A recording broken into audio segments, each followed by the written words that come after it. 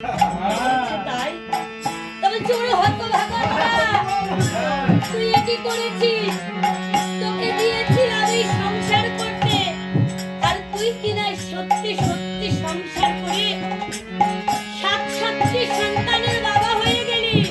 তোর মুখ আমি দর্শন করব না। এমনি ভাবে গুরুদেব আমার কি করলেন, আজ নড়ার মন্দির থেকে আজ চলে যাচ্ছে নিজের গৃহে। এমন সময় নড়া আমার নগর নগর থেকে ভিক্ষা করে আমার গৃহে ফিরে আসে। দূর থেকে দেখতে পায় গুরুদেবের কাছে গিয়ে দেখে সত্যি আমার গুরুদেব। তা বলেছে, গুরুদেব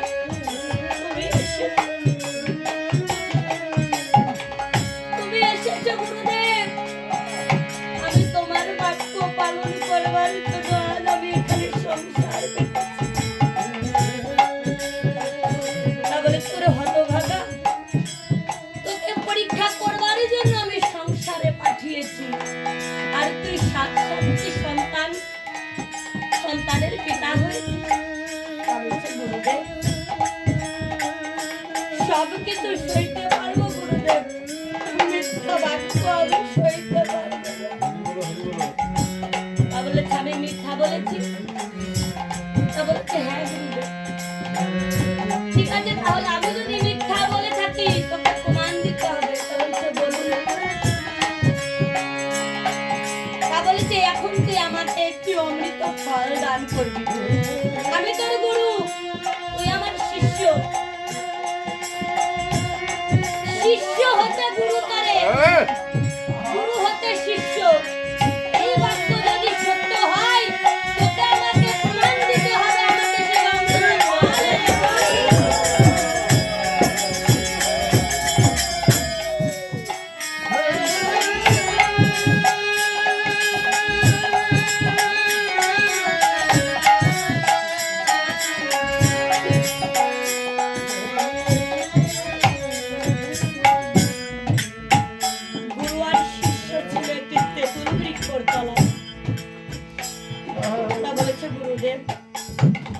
আপনাকে সত্যই অমৃত ফল দান করতে হবে। তা বলেছে,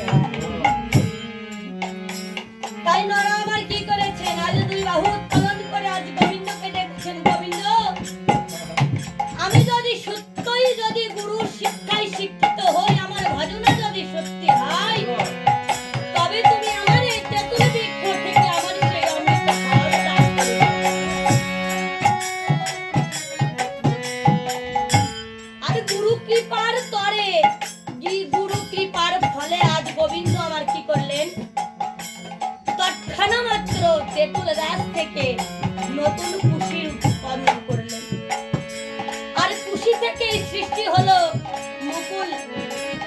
তারপর ফল, ফল যখন মা কাঁচা থাকে কি বর্ণ থাকে, শ্যাম বর্ণ। শ্যাম হলো আমার কৃষ্ণ, আর পাকলে রাঙা টকটকে গৌর রূপ ধারণ করে। তাই সেই তেঁতুল বৃক্ষ থেকে একবার গৌর রূপ শ্যামবর্ণ ধারণ করে, গৌর রূপ ধারণ করে অমৃত ফল আমার নরার হাতে দিয়ে করলো বাবা। আর নরা কি করলেন, অমৃত ফল গুরুদেবের চরণে দিলেন। গুরুদেব, আপনার আজকে আমি কখনো লঙ্ঘন করি না।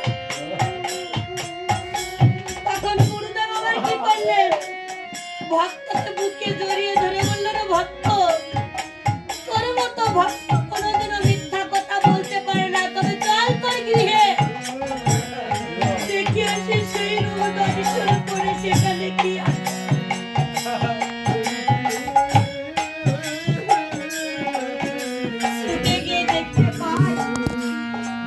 মন্দিরের মাঝে দরজাটা বন্ধ আছে, কিন্তু সেখানে কোনো পুত্র বা কন্যা সন্তান নেই বাবা।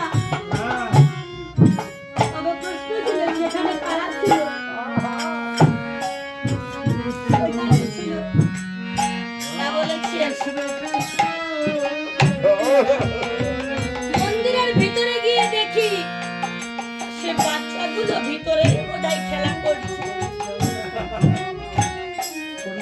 মন্দিরের দরজা খুলে দিয়ে ভিতরে গিয়ে দেখতে পাই যেখানে আমার রাধা কৃষ্ণ, আমার গৌরী সুন্দর, নিত্যানন্দ, শ্রীবাস সকলেই যদি থাকে, সেই মন্দির খানা কেমন সুবাসনা। আজ ধূপ ধিপে মন্দিরে যেন আনন্দে উচ্ছ্বাস করছে, আজ গোবিন্দর পরশে। যখন মন্দিরের দরজা খুলে দিয়েছে, দেখে আমার গৌর সুন্দর, নিত্যানন্দ, শ্রীবাস, গদাধর, রাধা আর কৃষ্ণ। এই রূপ আমার গুরুদেব দর্শন করে বলে চলে গেল, ভক্ত এই হলো পরীক্ষার শেষ। গুরু হতে শিষ্য করে, শিষ্য হতে গুরু। আমি গুরু হয়ে যা পারি নাই, তুই ভক্ত, তুই আমার শিষ্য হয়ে যাই গোবিন্দ দর্শন পেলে।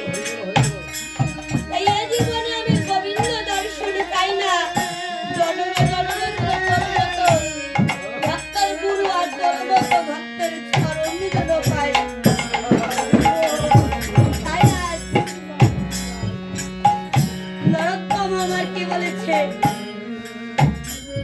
আজ গুরুদেবকে জড়িয়ে ধরে বলেছে,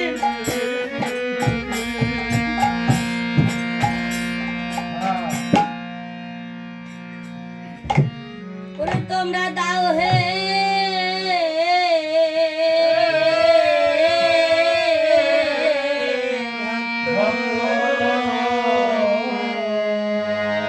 ওরে তোমাদের